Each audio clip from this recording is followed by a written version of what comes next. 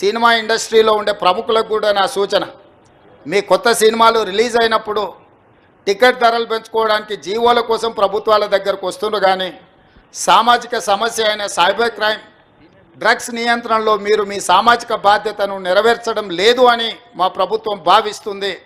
నేను మా అధికారులకు సూచన చేస్తున్నా, రేపు ఎవరైనా కొత్త సినిమా రిలీజ్ అవుతుంది, సినిమా ధరలు పెంచాలి అని ప్రభుత్వం దగ్గరికి అప్లికేషన్ వస్తే వాళ్ళు డ్రగ్స్ నియంత్రణ, సైబర్ క్రైమ్ నియంత్రణలో ఒక అద్భుతమైన వీడియో ఫుటేజ్ను ఆ సినిమాలో ఏ స్టార్స్ ఉన్నారో అదే స్టార్స్తో వాళ్ళు ఒక ప్రోగ్రామ్ మనకు చేసి ఇవ్వాలి.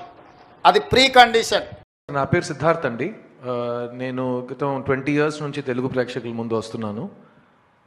ఫస్ట్ తెలుగు సినిమాలో ఒక కాండమ్ చేతిలో పట్టుకుని ప్లీజ్ యూజ్ కాండమ్ అని బిల్ బోర్డ్స్లో నా ఫేస్ వచ్చినట్టు నేను గవర్నమెంట్తో కోఆపరేషన్ ఇచ్చాను.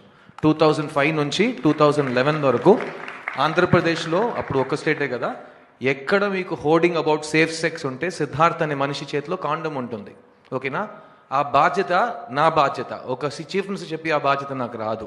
అట్లాగే ఒక యాక్టర్కి బాధ్యత ముందు నుంచి ఉందా అని ప్రశ్నానికి నేను నో కమెంట్స్ అని చెప్పాలి, ఎందుకంటే అది ప్రశ్నానికి నాకు I don't understand it. Every actor is socially responsible. We do things based on hour conscience. Whichever CM requests us to do something, we will do it.